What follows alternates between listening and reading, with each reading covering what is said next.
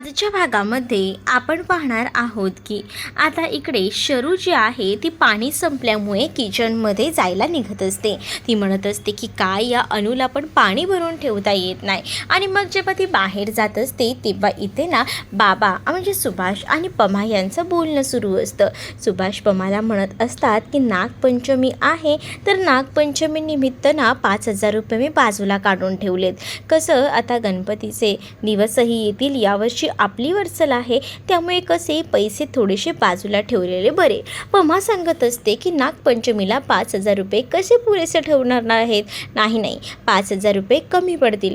त्यापेक्षा मी तुम्हाला सांगते ऐका ना, तुम्ही ना एक काम करा, अजून थोडे पैसे बाजूला काढा म्हणजे 10,000 रुपये ठेवा.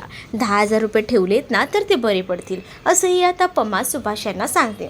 सुभाष म्हणतात की नको 10,000 खूप जास्त होतील. कुठे होतील एवढे 10,000? त्याच्यामुळे आपल्याला सगळं काही कसं जमणार आहे. पण यावर्षीची वरसल आहे तर आपल्याला तर करावं लागणार असंही आता पमा सुभाष यांना बोलत असते.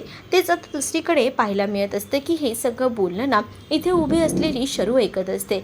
शरूला आता खूप जास्त असा वेगळाच काहीतरी वाटत असतं. म्हणजे तिला कळून चुकलेलं असतं की आपल्या आईबाबांकडे पैसे नाही आहेत तरीसुद्धा आपले आईबाबा कसे थोडेफार पैसे जमा करतायत आणि सगळ्या काही गोष्टी करायला बघतात.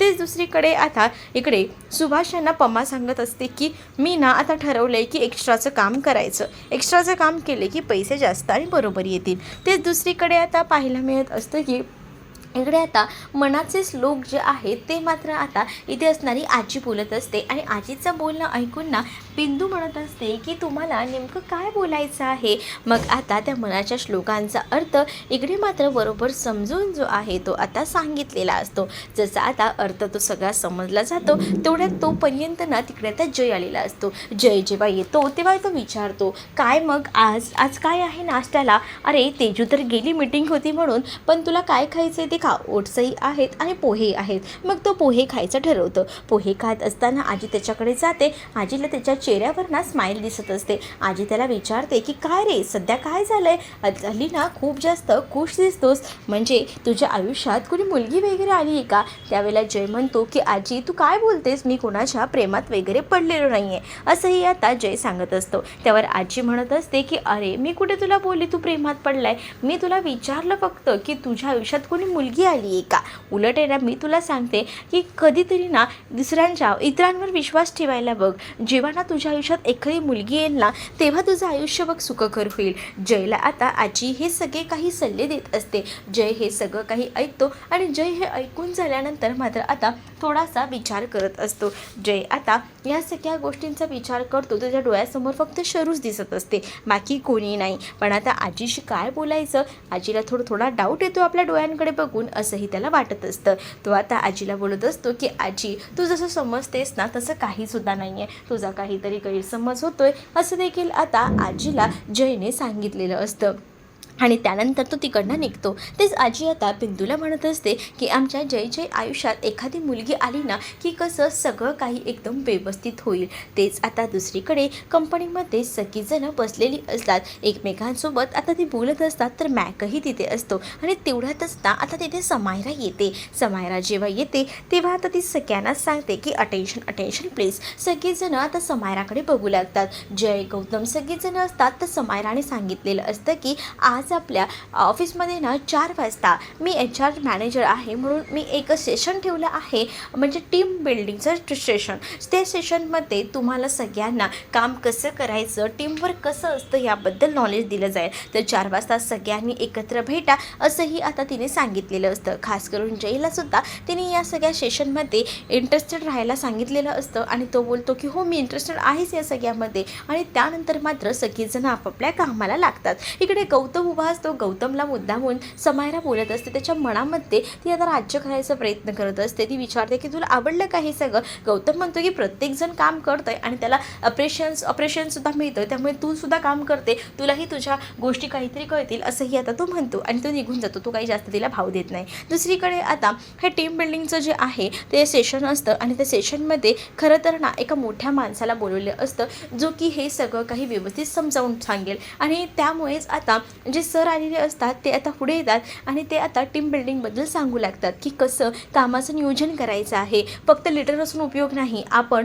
प्रत्येकजण त्या कंपनीमध्ये जेव्हा आपण एक बॉस असतो तेव्हा आपल्या टीमबरोबरसुद्धा कसं काम करायचं या सगळ्याचं महत्त्व एकदम व्यवस्थितपणे ते समजावून सांगत असतात आणि काही प्रश्नसुद्धा विचारत असतात. आणि जेव्हा टीम लीडरबद्दल सांगत असतात की आपण टीम जेव्हा लीड करतो तेव्हा आपल्यासोबत जे काही कर्मचारी असतात त्यांनासुद्धा आपण घेऊन कसं चालायचं, त्यांच्यावर बॉसगिरी करायची नाही याबद्दल बोलत असतात. तेव्हा ना शरू जी आहे ती जयला मात्र टोमणे मारत असते आणि म्हणत असते, काय मग तुला पटतायत ना या गोष्टी, काय कळतंय का ते काय म्हणतायत ते, तुझंसुद्धा तसंच होतं, त्यांना बरोबर तुझ्या गोष्टी माहिती आहेत असं देखील आता शरू बोलत असते. त्यावर जय म्हणतो की गप्प राहतेस का, ऐकतेत का काय बोलतायत ते, हे सगळं तुझ्यासाठी सुद्धा आहे. तेच आता पुढे त्यांचं सेशन सुरू असतं.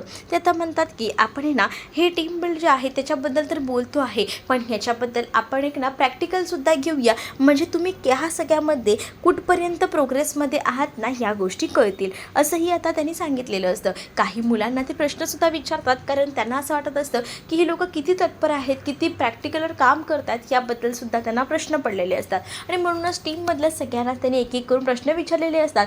ज्यांना ज्यांना उत्तर येतात ती लोकांनी उत्तरं तशी दिलेली असतात. त्यामध्ये शरूसुद्धा असते. आणि जेव्हा ते आता हे सगळं काही कन्व्हर्सेशन सुरू असतं तेव्हा मात्र ते म्हणतात की आपण आता एक गेम खेळणार आहोत. त्या गेममध्ये ना मी तुम्हाला सांगणार आहे, हे 16 बॉक्सेस आहेत आणि 16 बॉल्स आहेत. तुम्ही 16 जण आहात, पण मी तुम्हाला सांगेन की हे जे बॉक्स आहेत हे 16च्या 16 भरायचे आहेत आणि तेव्हाच तुम्हाला ना ह्या ऑफिसच्या बाहेर जाता येईल. मग तुम्ही या गेमसाठी तयार आहात का, तर इथे ना दोघांच्या 2-2 टीम बांधलेल्या असतात, कारण आहे ना ह्यांचे जे बॉक्स असतात ते 2 दिलेले असतात, 16-16 असे. मग ह्या लोकांना असं वाटतं की आपण टीम बनवूया, यामुळे ह्यांनी ए आणि बी अशी 2 टीम बनवलेली असते. शरू जय आता एकाच टीममध्ये असतात आणि त्यानंतर त्यांचं हे सगळं खेळ सुरू होतो. त्यांच्याकडे प्रत्येकीकडे 8-8 बॉल असे 16 बॉल्स असतात, म्हणजे इकडे टीममध्ये 8 आणि इकडे टीममध्ये 8. मग आता ते लोक ते बॉक्स भरतात. त्या बॉलने जेव्हा एक बॉक्स 8ने भरलेला असतो आणि दुसरा बॉक्स 8ने भरलेला असतो तेव्हा आता ते सर म्हणतात की मी तुम्हाला तर सांगितलं होतं की हे पूर्ण बॉक्स जे आहे तो भरला पाहिजे 16, पण तुम्ही तर हे दिसतच नाही आहे भरलेलं.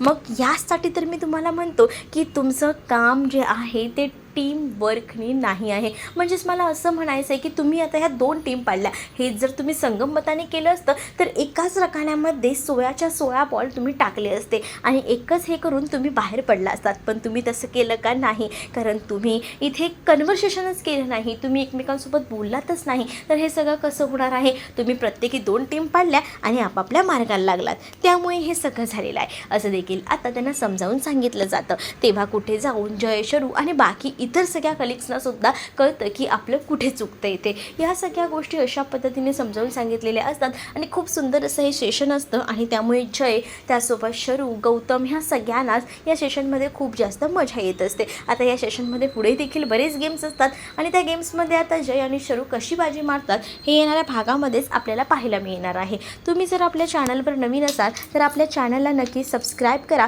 चला तर मग भेटूया पुढच्या भागामध्ये. तोपर्यंत टाटा बाय. व्हिडिओ आवडला असेल तर लाईक करायला विसरू नका.